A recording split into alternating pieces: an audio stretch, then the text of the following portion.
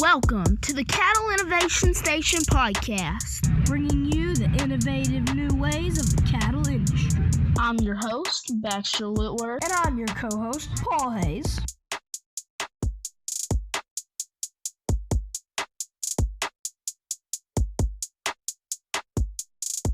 Together, we're going to be interviewing industry leaders of all ages. Here on this podcast, our focus is honoring God and innovating the cattle industry. So let's get innovating.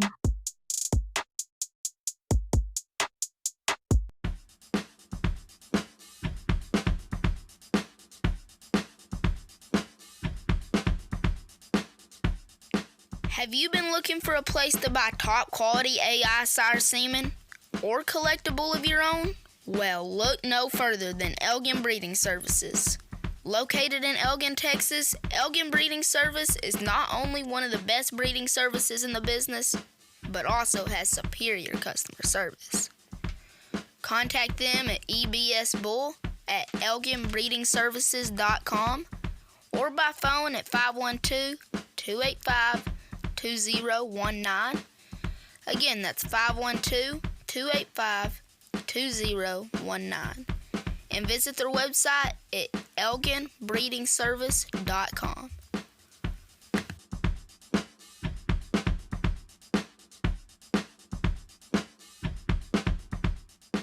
Pop quiz. What does the first of the month mean? I'll give you a few seconds to think about it.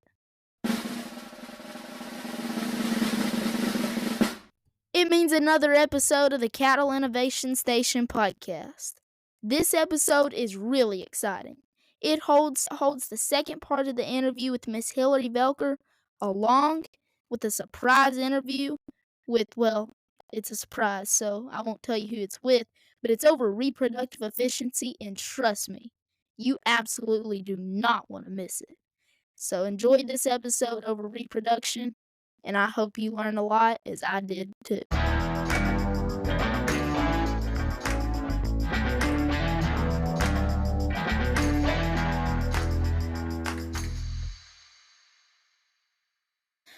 So, I know a lot of people don't know about post-mortem semen harvest. Can you tell us how that works? Sure. So that's something that we rarely do on bovine, which we do every so often, but we do it more so on a lot of deer and sheep, things like that. So on the deer, a lot of times is when we get some of the big deer that someone has shot. And they will bring us they'll harvest the testicles. They'll bring it in, and they will bring it. We can harvest the semen and extract it, harvest it, and try to freeze some of the semen once the animal has died. Sometimes we have luck, and sometimes we don't. If the animal has been shot and it is, say, a wild game kill, and the animal didn't see it coming, and it was a normal kill, we have a better shot of getting the semen out of it. If the animal has, it was a tragic loss, like we had a high fenced situation, and the deer got caught up in the fence, and the owner didn't see it, and the animal was tied up in the fence, and they had to put the animal down, and so he was very stressed out. The semen was no good. Or if the bull has died a very tragic death, they will stress out, and the semen gets really stressed out. We don't have a really good chance. But if the animal is a very, if it's just a very quick death, then we have a better chance of being able to extract the semen. We have no more than 24 hours from the time of death to being able to get the testicles to us so that we can harvest the semen. And how much more does the post-mortem collection, how much more is that than a normal collection? So we charge $700 to do that, because we have to go in and do all the harvesting. And then if it's on the weekend, it usually is a little bit more, but it just depends on the circumstances. Right. That's I know. I mean, that makes sense with the not being able to do it for something that's traumatic. Right. So I mean, we've talked about AI this whole time. So can you tell us some of the history for artificial insemination? So a lot of it started up in the northern parts with the dairy cattle, and using it up there, which is kind of interesting because when you talk about, especially especially when you talk about semen collection and AI, and you're talking about cattle, it's very interesting that talking to people in the dairy industry and in the beef industry, it's like you're talking about apples and oranges because it's the same type of animal. It's, you know, it's a cattle, but it's very different. And they are in a very different world. So it's very crazy to think about how different things are. My grandfather used to talk about how the first frozen semen started by people up north collecting semen and freezing it by putting it in the snow. So that to me, you know, talks about how crazy life was because that was back in his time when things were extremely different. And you know, before we had straws of semen, we had ampules of semen, and those were the little glass. I don't know if y'all have ever seen an ampule, but Had okay, yeah. So the little glass vials, and you had to print on the little glass ampule and burn the top, and it was a very different type of thing. So there's been a lot of changes in the AI industry in just a few years, and it's crazy to see how things have changed, but yet not changed. Because when you're talking about it, we're talking about just impregnating a cow, but yet things have changed from freezing semen in the snow to shipping semen worldwide. So it's very interesting how things have changed. Well, it definitely sounds like the AI world has changed for the better. Absolutely. There was a one of our clients was telling me a story about my grandfather and him flying. I don't remember what country it was, but they flew into some country and then had to get on I believe a helicopter. And my grandfather had some embryos in a coffee cup, and it was a very hostile country, and this could never happen these days. And they landed in a helicopter to guns being pointed at him, and he had the embryos pretty much in his coffee cup, and got off, and guns were pointed at him, and they had the embryos and walked over and went and implanted the embryos and then left. Got on the same helicopter and went back to the United States. Wow, talk about performing under pressure. No joke. That's pretty high stakes right there. Mm-hmm. I would hate to see what did the embryo take. That part of the story I didn't find out. Well, I'm gonna guess they did since. Well, they were gone before they could find out. Exactly. And along with AI, how does AI help benefit cattle producers and drive their profit up? I think that it can go both ways because I think it can really benefit cattle producers, but I think that it can also be used. I think that people can also not use it properly and it not benefit them because you can really have it benefit you in good ways and bad ways.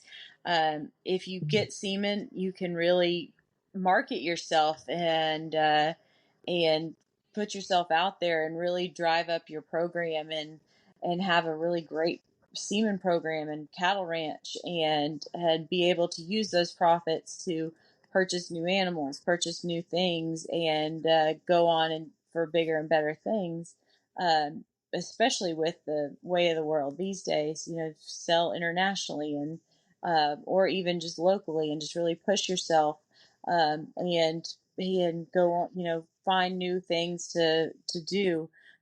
You can even use AI yourself and lease out your animals or other things like that because of the power of AI. But you can also overextend yourself and not and see and think your animal is something and think that you can sell more than you can and really overextend yourself and have that put out and not be able to sell as much as you have collected. So I think that knowing what your animal is worth is very important before you get started. Absolutely. And then AI, so AI's, I wouldn't say new, but they didn't have it a long time ago. Hmm. And they used all natural service. So does natural service still have its benefits with AI around? Absolutely. Absolutely. Because you want to still have natural service. You still want to have those bulls being bulls. If you don't have bulls being bulls, then it's really going to hinder their reproductive systems. You want them out there breeding. God didn't put these animals on the planet for us to go and freeze semen. What we're doing and what we're able to do is really a miracle. And God didn't put them here for us to extract semen and thin it out with an extender and freeze it and then thaw it and put it in an animal to create a pregnancy. So we need to be able to really appreciate the fact that we're able to. And so we're taking one breeding dose and taking it and spreading it across. But those animals need to be able to use what God gave them and really be bulls and go out there and be in the pasture and be with their kind and do what they're supposed to do. And then you can use the semen that's produced and semen that is frozen to sell and to create new things for other people and other ranches. Right. I mean, absolutely. Earlier in this question at the beginning, when you started talking about it, you said that they still have to go be bulls, and that's something I know y'all do just semen, but with cattle or with cows, I think when people only flush them, and especially with Hmm. IVF, there's not really an excuse not to have them naturally bred now. And Right, I think when people don't have them naturally bred, if they can't get them naturally bred, then there is absolutely no reason to be flushing them. right. And one of the things that even my grandpa and my parents have said is that they feel like a heifer is a lot less likely to take the semen when she is when she hasn't been when it's a heifer. So I Hmm. really feel like bulls are really good, especially for the first pregnancy of a heifer. Right.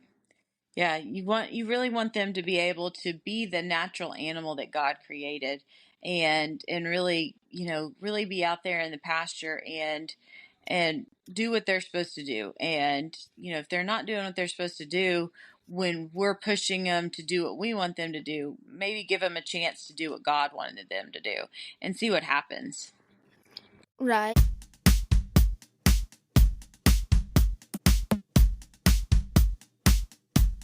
Have you been looking for Brahman cattle with a good genetic background? Contact 79 Cattle Company, selling reliable Brahman replacement heifers, Brahman show prospects, and Brahman bulls. Contact Taylor Tate at 210-241-4511. Again, that's 210-241-4511. Or contact Mallory Tate at 210-861-0155. 210-861-0155.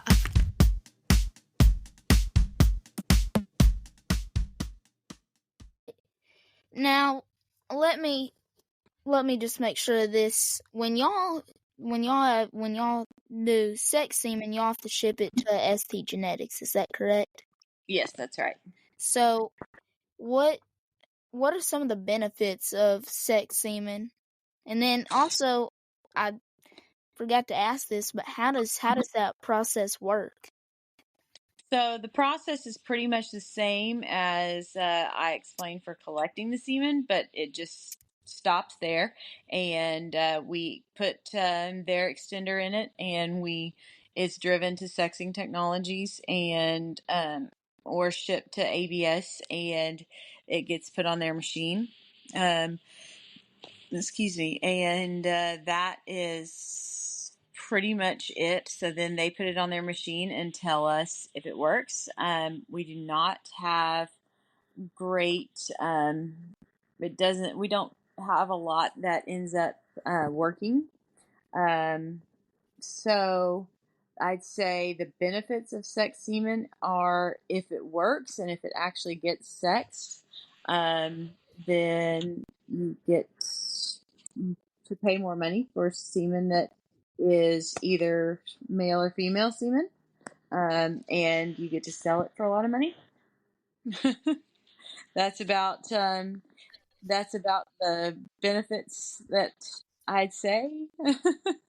Yes, ma'am. And then we asked you what the history of AI, artificial insemination was, and now we've asked you some questions about it. So now, what do you think the future for artificial insemination is?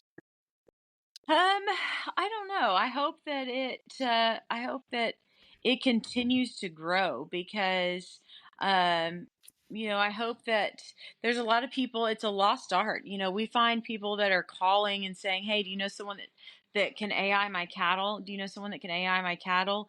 Um, and before people did it themselves and AI'd their own cattle. So I hope that people start to learn to do it themselves again, um, and um, and and go back to learning how to do things themselves, and go back to the way of getting things done. When I grew up, it was you get things done, and if you didn't know how to do it, you did it, you figured it out.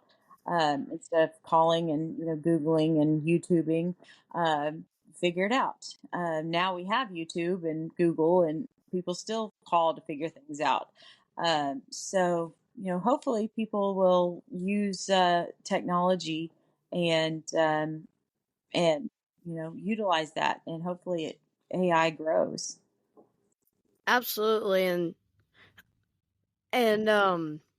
you were saying like you hope that people continue to like more people get AI certified so Absolutely. they can Mhm. breed their own cows, and that was our situation because we didn't have a family member that was AI certified, Mhm. and when we started AI our cattle, which was actually kind of recent, and my dad had to get AI certified, and we really Mhm. saw the benefit of it, and Mhm. how that used to we were spending money on getting them AI. And now my dad can just go Right. out there and do it, Right. and hopefully Absolutely. I'm gonna get AI certified later.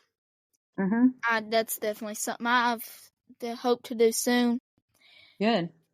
Like I've said on this episode, I've used the Elgin Breeding Service, and I've been very happy with y'all. But what's something that some people should look for in a good breeding service if they're wanting to get a bull collected and they haven't ever had one collected before? I'd say cleanliness. Um, being able to show up on any given day and it being clean, and being able to talk to people. Cleanliness is pretty important. My grandfather always said that our job is 10% collecting bulls and 90% cleaning up, which is very true. So that holds very true. You can ask a lot of the guys. It is 90% cleanup because we don't want the chance of any kind of disease or bacteria to go through there. We clean more than anything. I don't know that any of our guys go home and want to clean, but I bet they go home, and I know that they go home and probably sweep and mop because they do it the best at the office. We You want to make sure that everything is clean, and look around, see how many hot shots there are, see how many see what see what they're doing. Look at see if they get nervous when you ask to look around, because if they get nervous, that means that they want to hide something before you go look around. We always welcome anyone to come and look around and see where their bulls are. We always want people to come and take tours at any time, and you want to make sure your bulls are in a safe and comfortable environment, and anyone should be comfortable with where their cattle are. That's your investment, and you want to make sure that they're in a safe environment with people that they trust. Well, you've persuaded me. I think Elgin Breeding Service is where I'll be going to get my bulls collected.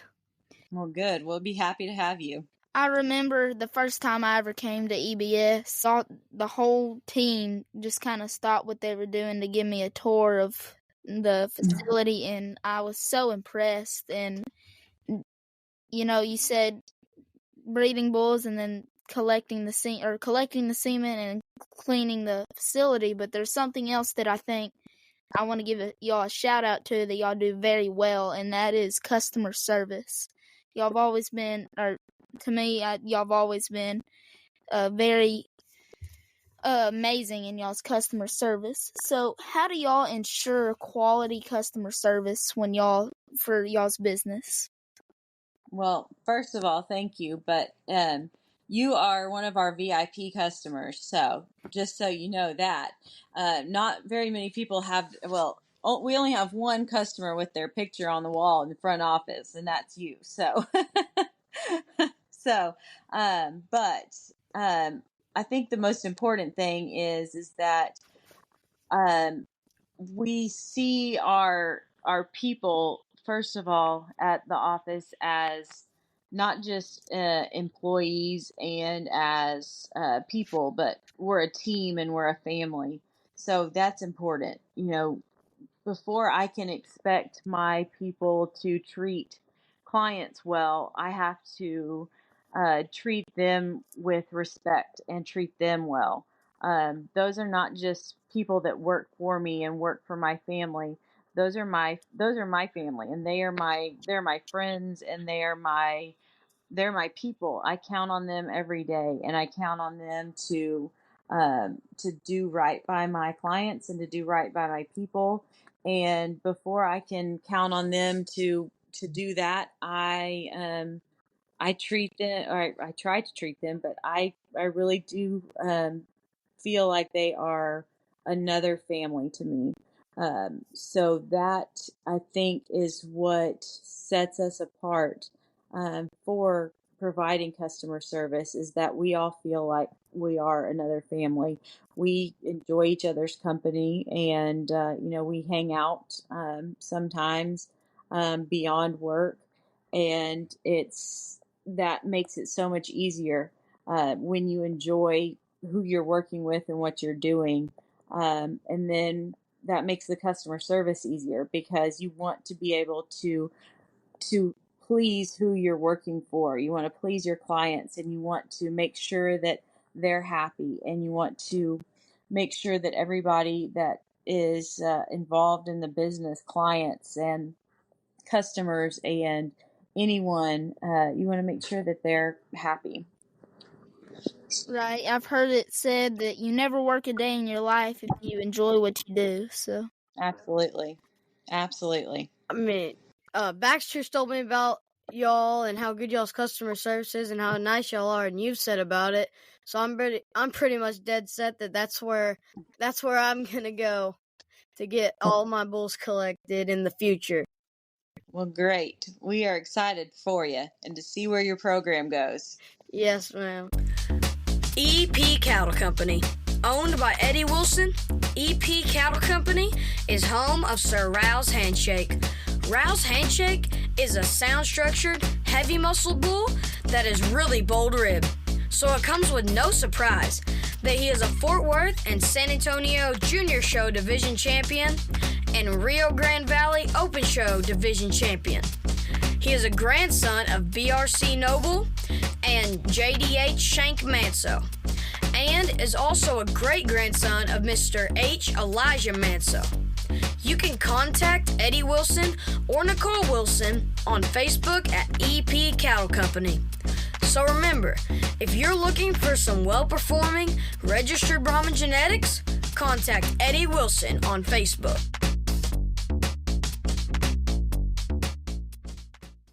So, you talked about, Baxter's always told me how great y'all's customer service is. You'd already kind of answered this question, but why do you think customer service is so important for a business? Because you don't want to leave someone with a bitter taste in their mouth. They're going to, I can go spend a bunch of money on marketing and on doing everything, but the best marketing I can do is word of mouth. If someone goes and says bad things, that's bad business. But if someone goes and says good things, that's marketing right there, and I didn't pay for that marketing. And you just want to be a good person. I always tell my kids when they leave the house that they're a representative of God, of our family, of our business, and of me.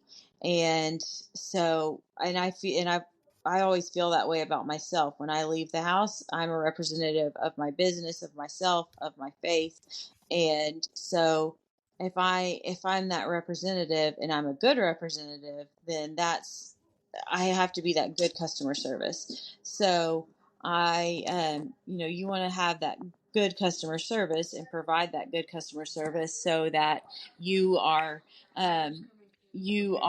going to always have a good calling card when someone is asking about you and asking about your business. Definitely. I know I've done some word of mouth for y'all a few times, so. Well, I appreciate it. We have for you too. Especially to me. And so we're going to start asking you some of our closing questions that we like to ask everyone to wrap up the podcast. And that is, Okay. What are some core values that you would like to share with us and to the people listening to this podcast? I think just always be true to yourself and to who you are. And that will take you a long way. I think that's pretty much the best one that I got for you is just be true to yourself. Can I go to Ashley's house? Absolutely. And, nothing comes of core value without God. And so do you have a favorite Bible verse that you'd like to share with us? I think the best one that I can think of is probably Proverbs 23. That one, when my grandmother passed last year, actually it's almost been 2 years now. People always go to the normal psalm for a funeral, and I said, no, we're not doing that because that just is not right for her. And I insisted on Proverbs 23 for her because it's such an embodiment of my grandmother, and it's always been one of my favorites for her and for in general. And it's one that I try to just live up to also. So that one is probably my favorite. Just to clarify, that's so I can go look that verse up later. That's Proverbs chapter 23 verse 1. Just all of Proverbs 23. Oh, all of okay. Uh-huh. Well, thank you for sharing that with us. Absolutely.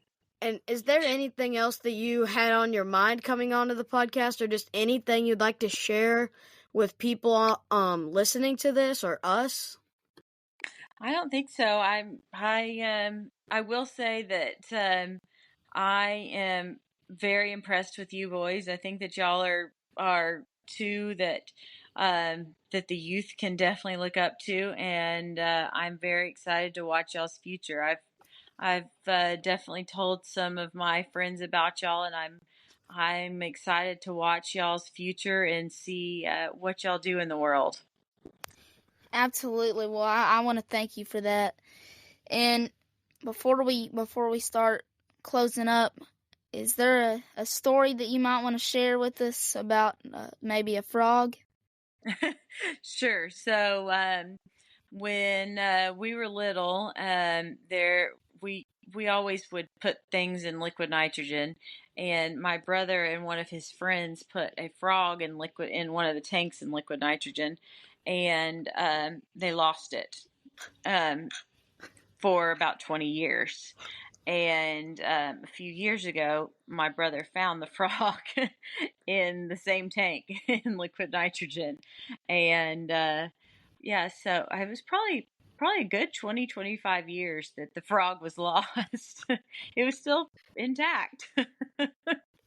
Luckily, I've heard the story before, so I kind of prepared myself not to laugh. But Paul has not heard the story before, and so he's over here losing it over here by me. So. Yeah, that is an interesting story. That's very funny. I know. The funny thing is I just told that exact story to one of my best friends last night, and she just got to my house a few minutes ago, and she can't hear me, but I just told her that story last night. That's so funny. My dad said that when he was a kid, he'd seen some stuff put in liquid nitrogen too. So and he'd seen that and thought it was pretty cool. I can't imagine how much fun y'all had putting stuff in liquid nitrogen.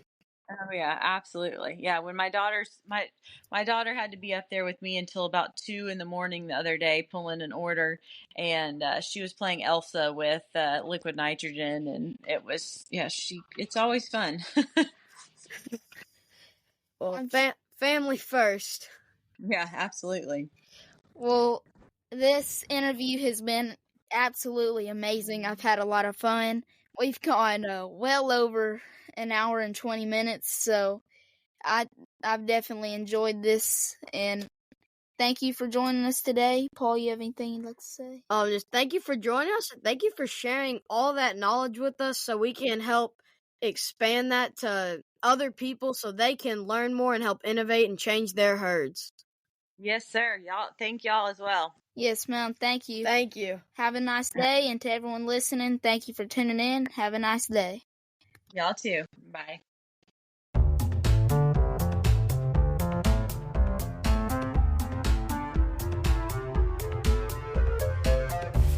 If you truly want your livestock to perform at their best, make sure to contact Vance Aaron, the owner and operator of AFL Livestock Solutions. Vance specializes in magnawave treatments that use pulsed electromagnetic fields, or PEMF, to relieve pain, swelling, and inflammation, caused to help your livestock feel their best. In addition to livestock, Vance can also help you feel better. His treatment works great on sore muscles and joints, along with other mobility issues. His treatments are FDA approved to treat migraines. Aaron Family Livestock Solutions has helped many exhibitors make it to the backdrop with their proven MagnaWave treatments. Don't miss your next backdrop picture. Give Vance a call at 903-720-3184. Again, that's 903-720-3184. Or find them on Facebook at AFL Livestock Solutions.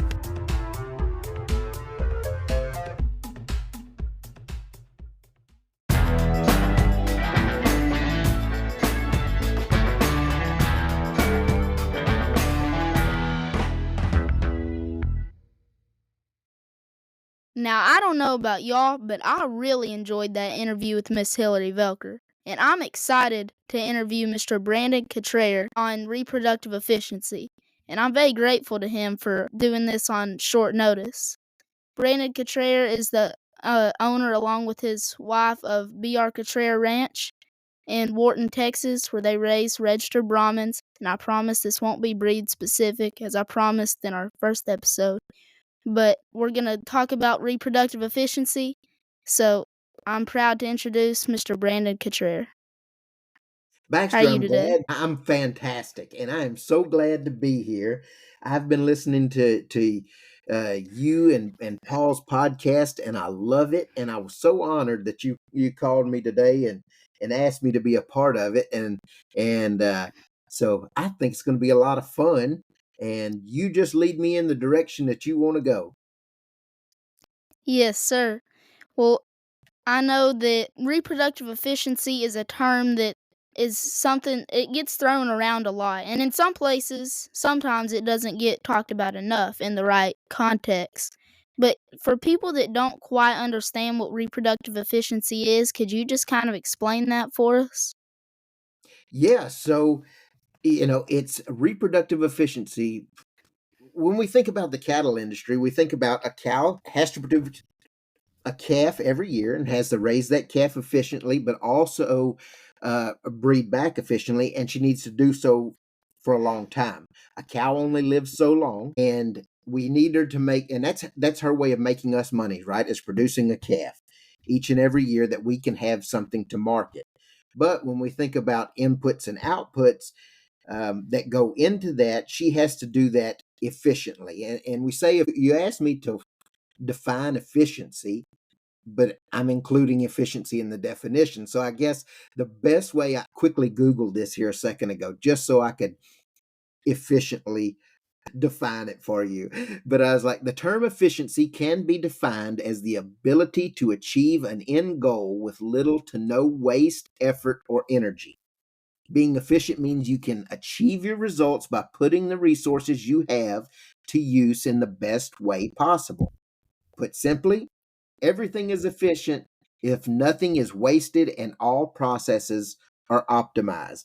So that is the Google definition that I got for it. But basically, a cow that produces a calf every single year, raises a nice marketable calf, and rebreeds to keep doing it year after year after year.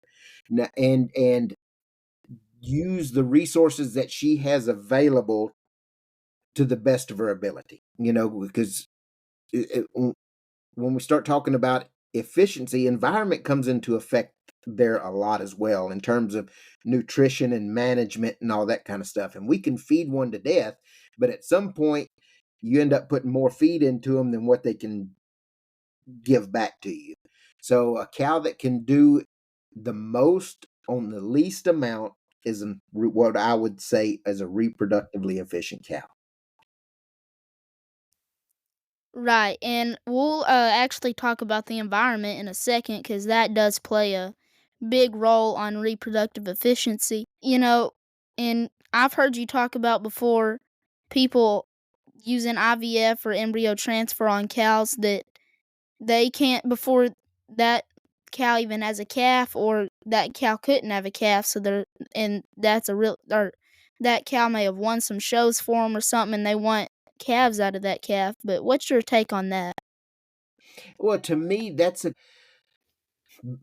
maybe a little different topic that you could like separate out to the side, because um that's IVF and embryo work and all that kind of stuff are tools, reproductive tools that we can use within the beef industry, but we also have to use them correctly. So if you're not using them properly, you can have some they're wonderful tools, but they don't necessarily help you in any certain way, uh, uh, in terms of the basic reproductive efficiency of your animals. And so basically, Keaton tells me that the reproductive tools like ET, IVF, and all that's just like a gas pedal on something. And depending on, it helps you go faster or slower. And if you put bad gas into something, it just helps you get there. It helps you get to a bad place quicker. So the harder you press that gas pedal and you have bad gas in your engine, you're just going to break down quicker. And but if you're putting good inputs into something and then you press the gas pedal, you can go a long ways. So it all has it's basically just a tool like a gas pedal. That's what Keaton always tells me, and I like that. And so it just speeds up the process one way or another, but it lies on you to be working with the good stuff. So, so I think you have to separate those two out when we're talking about reproductive efficiency, because it's basically not the same. So, if you're using cattle that have proven themselves to be reproductively efficient in an embryo program, everything's peachy. and you're doing good. But if you're using cattle who are basically genetically predisposed to not be reproductively efficient, all you're doing is creating a bigger problem. And so, on the basic level, we have to get those cattle to produce like they're supposed to, in and year out with as little as possible. You have to basically, when we're talking about reproductive efficiency, basically talk about the simple equation of profit. And so when you have income minus expenses, that equals profit. And so your expenses can never overrun your income if you want to be profitable. Right, and I just want to say I love y'all's analogies. Y'all's team there at BRC, y'all give great analogies, and I know you'll probably have some more great ones through Well, the rest of the episode. the analogies are not really for other people's benefits, is because we're not necessarily the smartest people in the world, so we have to have analogies to help us understand them. Well, I think that they help me, and I enjoy listening to them also. So.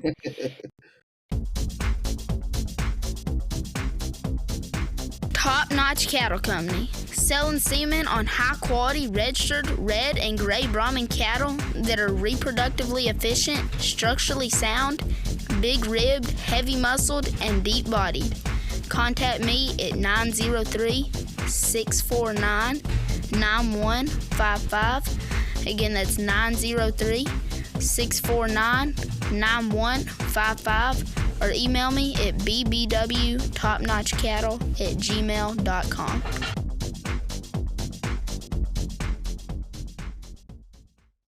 So I kind of want to move into, managing reproductive efficiency, because we can know what it is all day long, just like anything else, you can know what it is, but if you don't put it into practice, it's not beneficiary at all. So, what are managing or why is reproductive efficiency important to manage? I'm sorry, I kind of jumped ahead of myself. I before we go into this, I just want to say on my part, I don't think cows that are sitting in the pasture, whether you're feeding them or not, they're still using resources and money, and you're still giving them vaccination protocols at certain times of the year. They're using you're spending money and time on them, and if they're not giving you a calf to be a fit or giving you a calf, then they're not really earning their keep. But I That's know exactly you.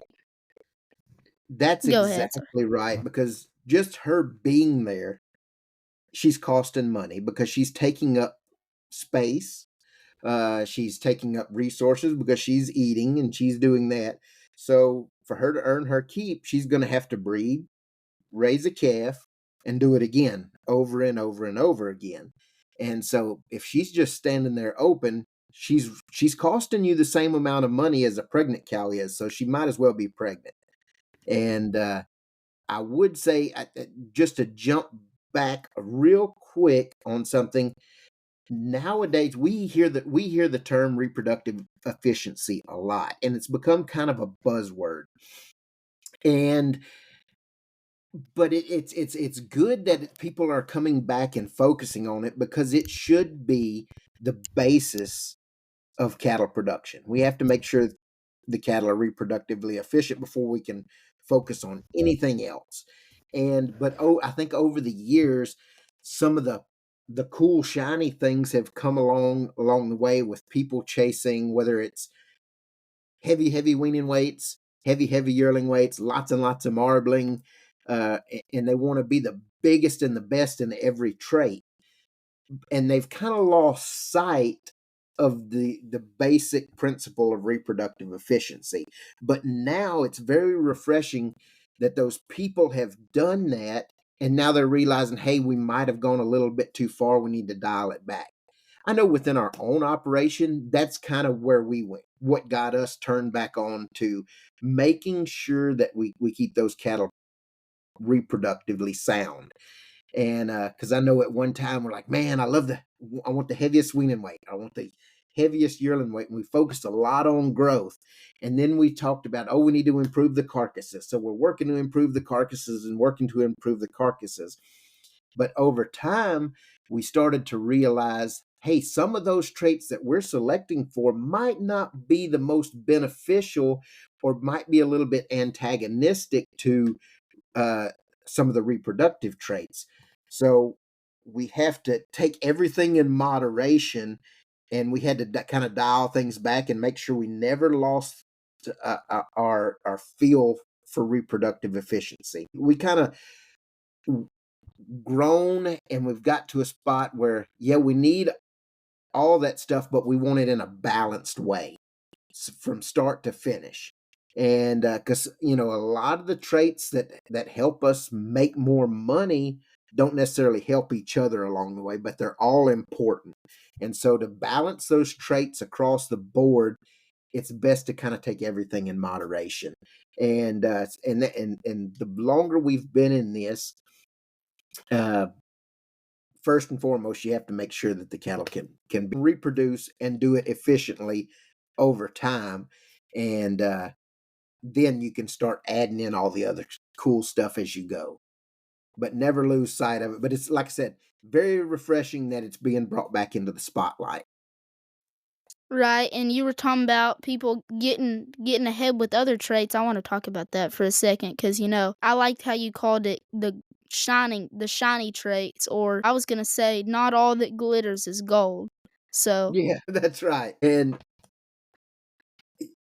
but none of those other traits really matter if there's not a calf. You can't have a exactly, goat there that has heavy muscle if you don't have a calf that period.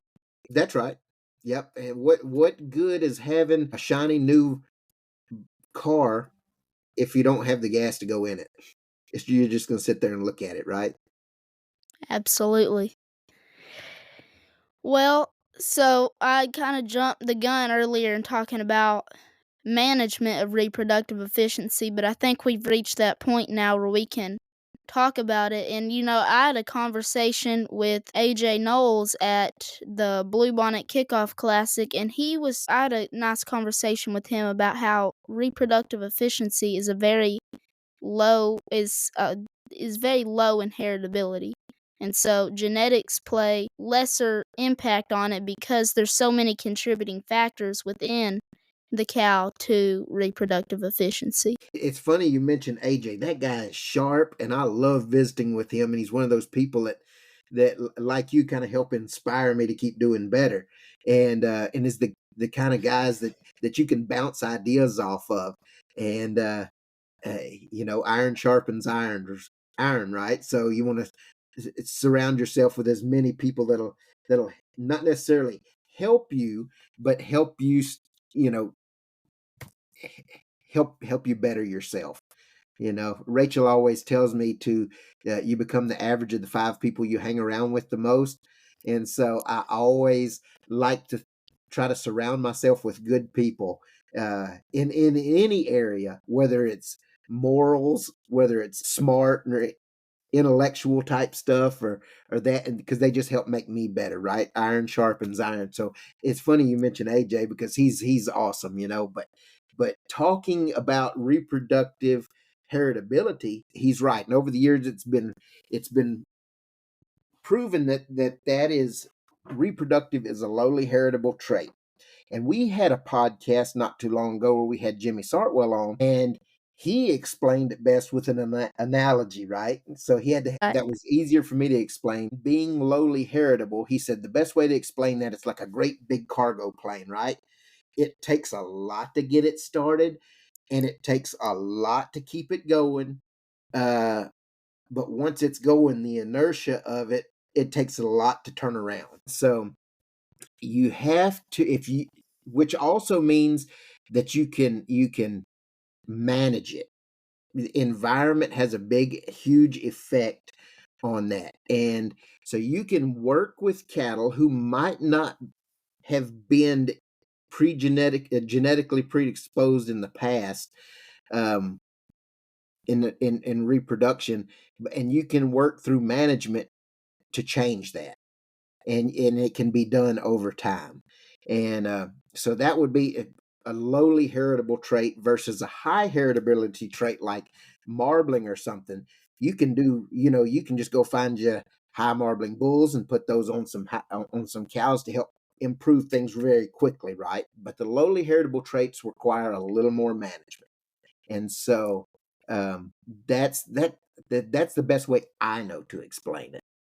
Right, and now I love listening to you because every time you say something, I have a few points I already want to go back to. So, you're talking about the people, five average, or the five people you hang around you'll become the average. And I heard y'all say that. I think it was the Brahmin Days workshop 2 years ago, I think, and I've loved that ever since.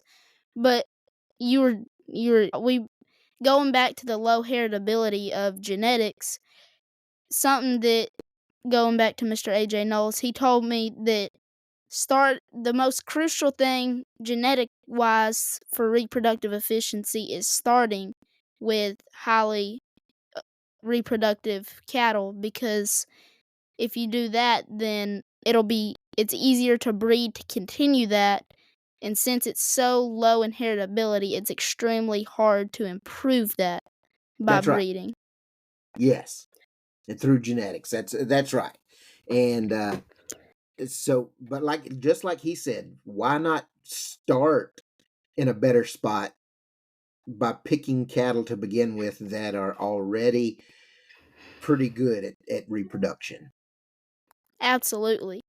But then, like you said, environment is then the biggest factor. And, some people say within environment that health might be the biggest factor, but I would like to think that, maybe nutrition might be the biggest factor, because nutrition's the biggest factor on health, along with if you have cows that are not conditioned well enough, then they're also not going to be reproductively efficient.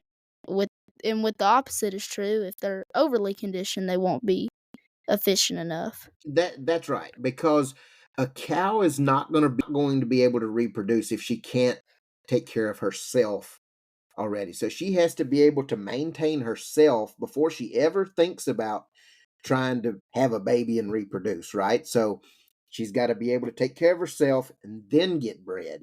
And then you keep going past that. If you kind of have a poor hard doer, it's always going to be harder for her to get going versus one who's a little easier fleshing.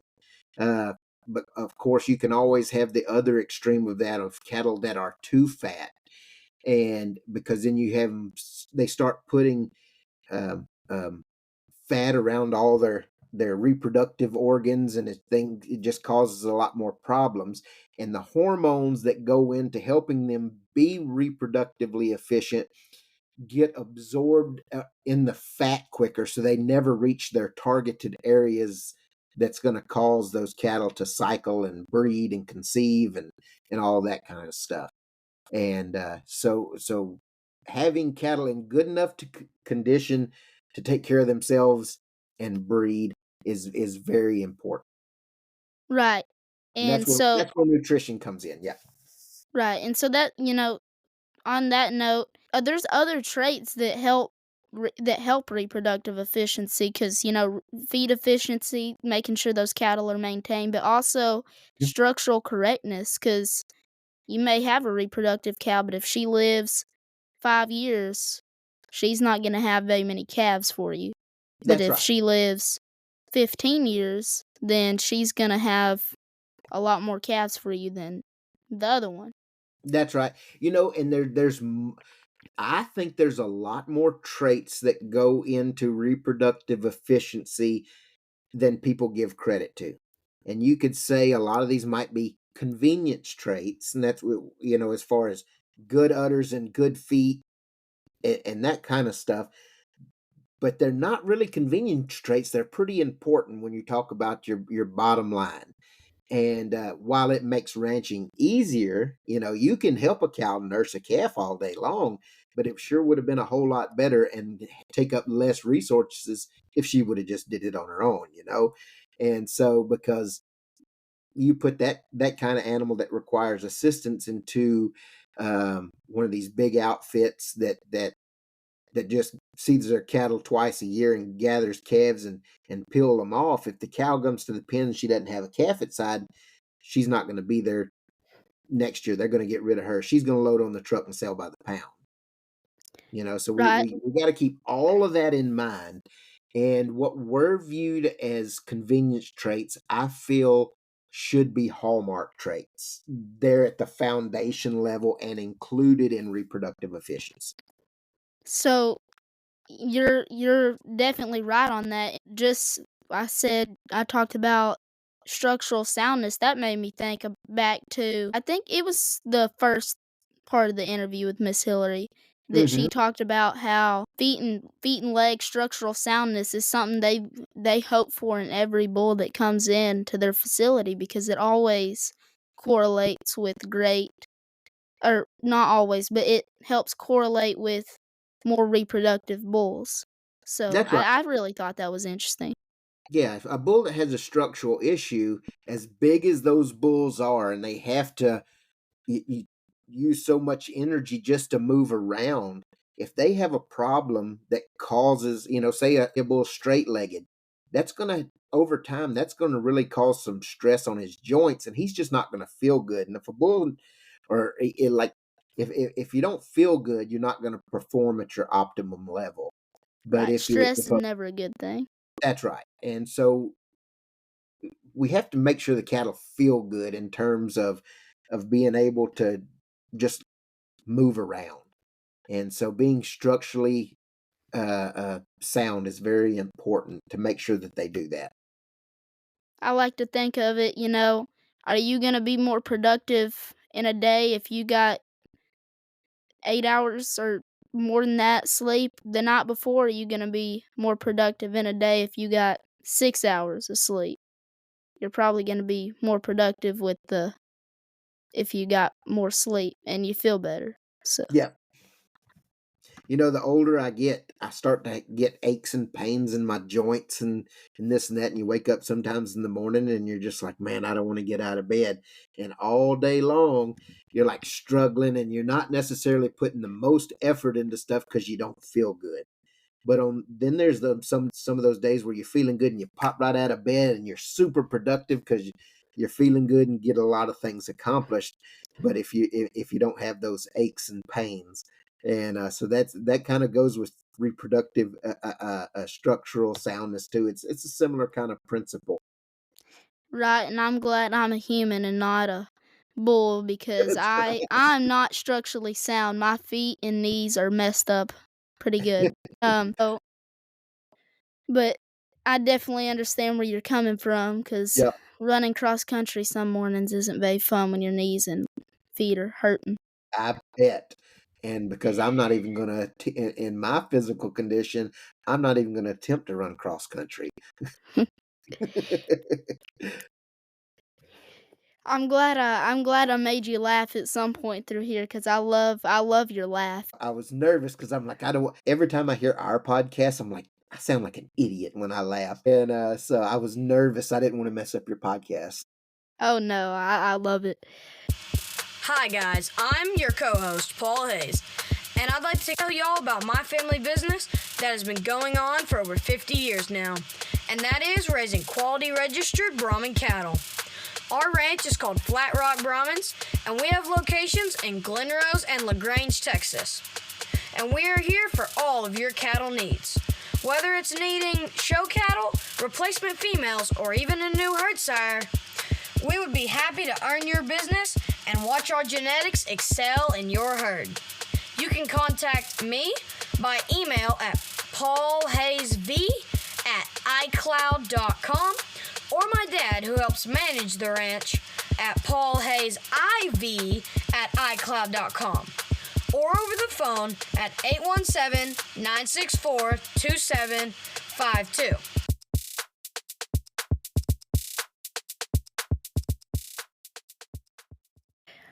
Okay, well, so, we're going to continue through management, but a segment of management that is very popular in the beef industry is breeding seasons. And so I want to do a throwback all the way to the beginning of our podcast with Dr. Charles Long, and one of the biggest things he harped on was nothing works for everybody. And I think that's definitely something that's true with breeding seasons because depending on, seed stock, or if you're seed stock or commercial, or if you show or you don't show, or if you want to be, kind of more conservative with how you sell your cattle, or if you want to sell them all at one time, it can really impact if whether or not a breeding season is right for you. Yeah, so the good thing about a breeding season is you can tailor make it to you in whatever fits your operation and your environment. And so it's not a set thing for everybody. You have to find what works for you. And just take this for an example. We have a herd of Brahman cows. We have a herd of Angus cows. My Brahman cows, the majority of those are geared to calve in the spring. The majority of my Angus cows are geared to calve in the fall. And the reason being is the environmental effect of where we are, and the way heat and cold affect each of those breeds differently. So our Brahman cows, they're heat tolerant cattle. They don't like the cold very much. So we try to breed them and calve them in the spring where it's all good, and they raise those calves through the summer, and they're doing a good job, and they've got lots of grass, and you wean a fat calf in the fall, right? An Angus cow in our area works different than that because the heat affects her a whole lot worse. And where a Brahman cow might be losing weight in the wintertime, the Angus cow can be gaining weight and feeling good, So that's why we like to breed them in the fall, because they calve out. And then when things are cooling off, we get ready to breed them back. Yeah, you're probably still going to have to feed them a little hay and supplementation and stuff, but those cattle are feeling good and they're not stressing because of the heat, and you can wean a heavy calf in the spring. And so, that's just a very simple example of making cattle fit your environment, and breed, and you just pick the breed you see, or the breed uh your operation and environment the best, because no matter what, there's not a set date where you have to sell cattle. Cattle, they sell every day of the week. Here in the US, you can find a livestock auction or market. They're always needing beef. So that's the beauty of being able to pick your own breeding season that best fits your needs. Especially now, you said they're always needing beef, especially Yeah, now because we're at a low since I forget what year. You probably know what year. It's like the 1970s or something, isn't it? it's a long way back. And so I think the last report I heard is that the U.S. cow herd is at the lowest it's been in a long, long, long time, and the Right, supply is very low. right. And I talked to you about this topic the other day over the phone, and that you didn't say this, but I came away with the idea that you kind of pieced around in my head because I don't know if I'm weird for this, but I'm always thinking of something. Uh-huh. And so I was thinking, and you get a premium if you sell all your cattle at one time at most sale barns. But if you spread your cattle out, having your calves out within the year, you may not get that premium, but you may kind of it's a gamble because the market may be really good when you go to sell all of your cattle, but at the same time it could not be.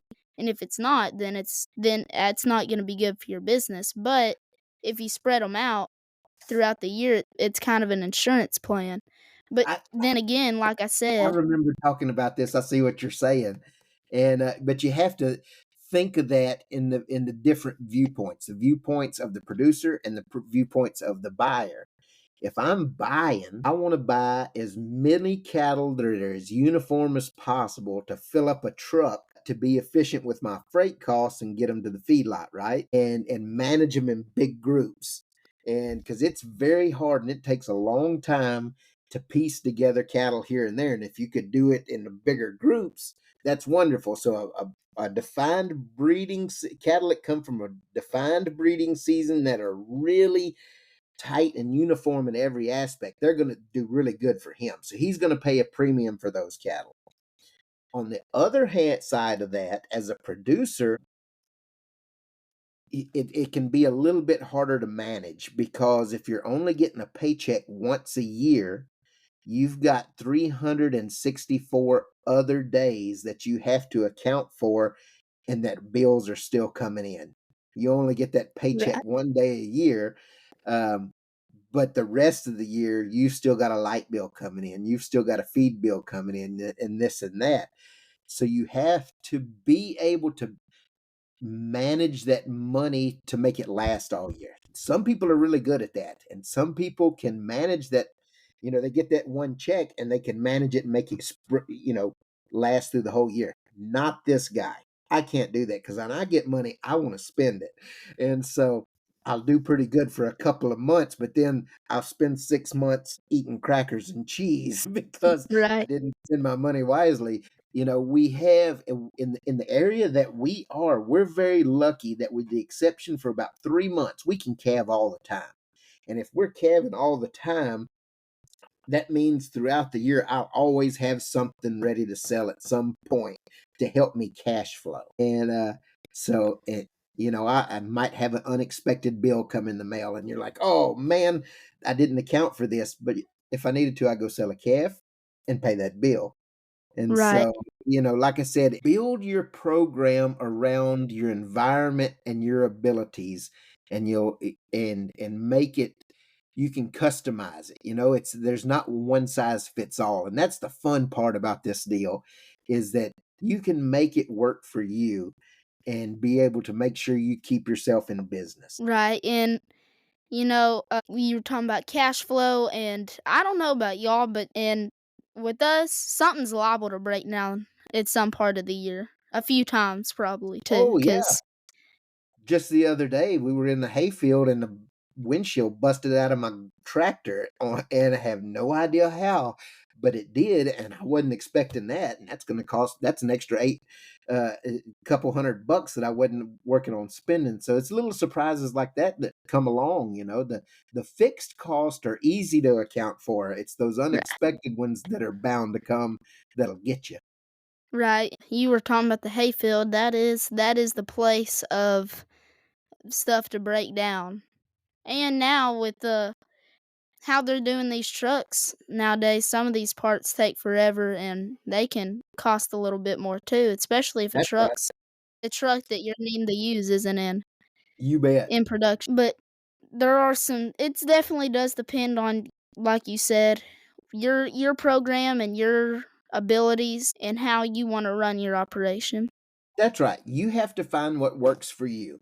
Now, no matter what, no matter who you are, where you are, anything like that, if you want to stay in the if you want to stay in business, if you got to view it as a business, but you still have to be profitable. Otherwise, it's an expensive hobby. And so, Right. if you're profitable in your cattle business, you do good. But the avenue that you take to achieve that profitability might be different for you than it is for me. Absolutely. And reproductive efficiency is really important. You give a great explanation of this when you talk about, these cattle work for you and you give them a place to live, some food, and they work for you by producing a calf. And then those calves are either going to be sold, or if they're steers, they're still going to be sold, but their job is to produce beef for you. That's right. So I like when you explain it like that. Yeah. And because you might think, well, oh my, it's not that cow's not costing me anything just being out there in the pasture. Well, every year you have to pay taxes on that land, right? Absolutely.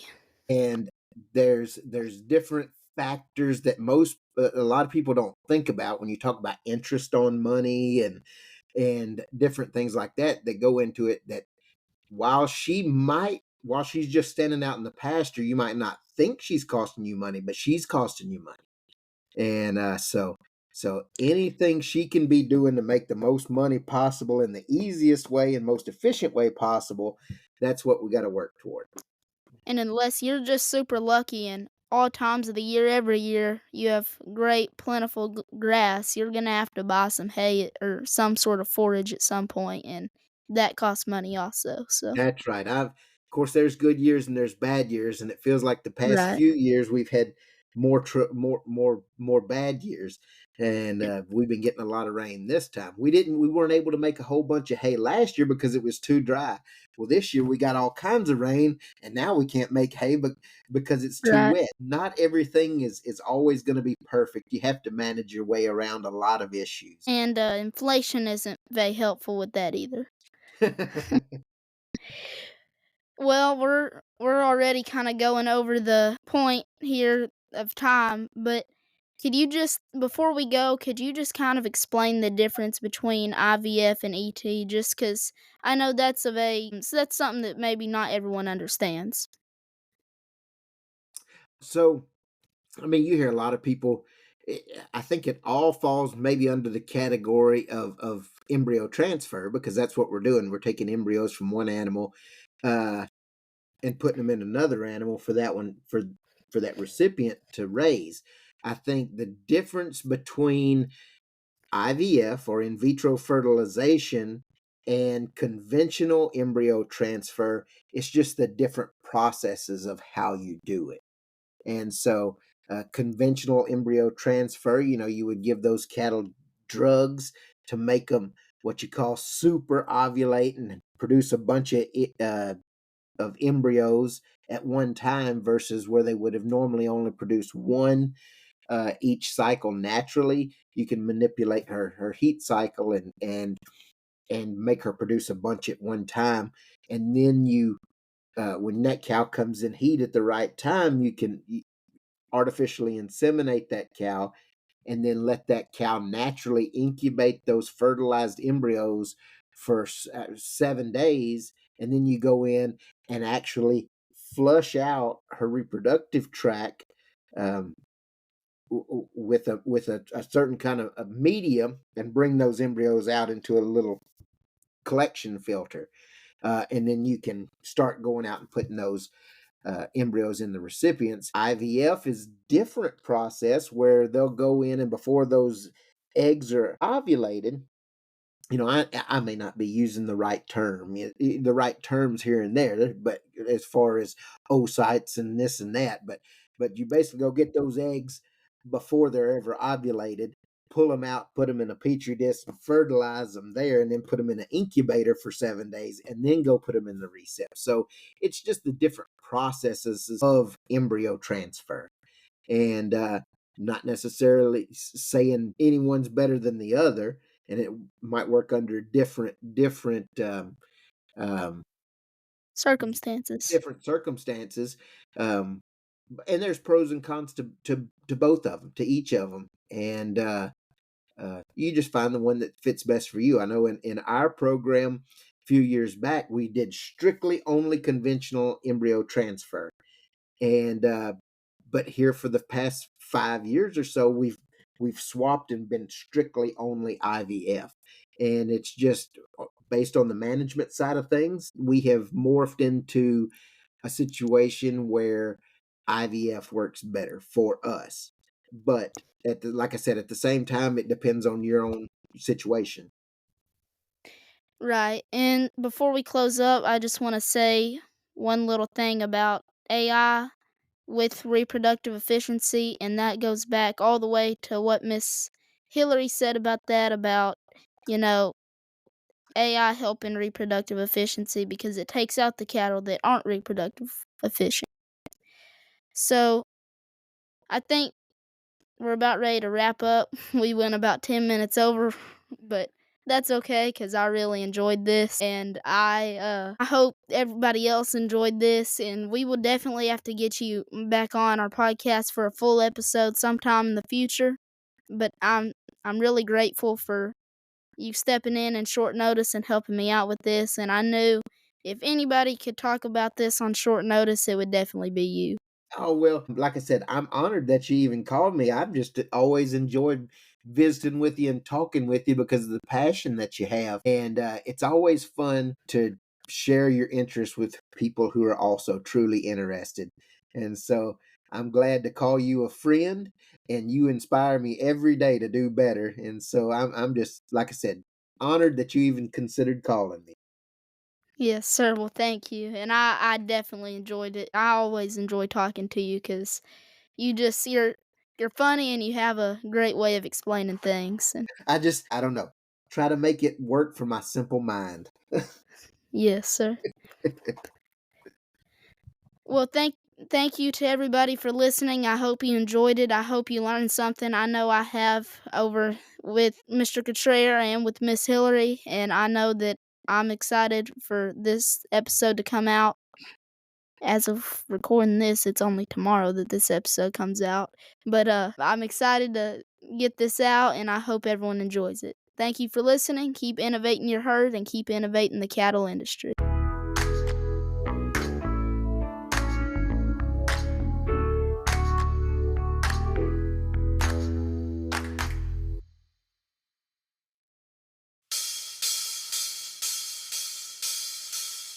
Hello, guys. Thank you for listening to the Cattle Innovation Station podcast. We want to make this podcast better. So if you would, please like this episode and leave us feedback in the comment section. Something else that helps make this podcast better is when you respond to the polls. So if you're able, please respond to our polls. Help us make this podcast as good as possible. Thank you, God bless, and have a good day.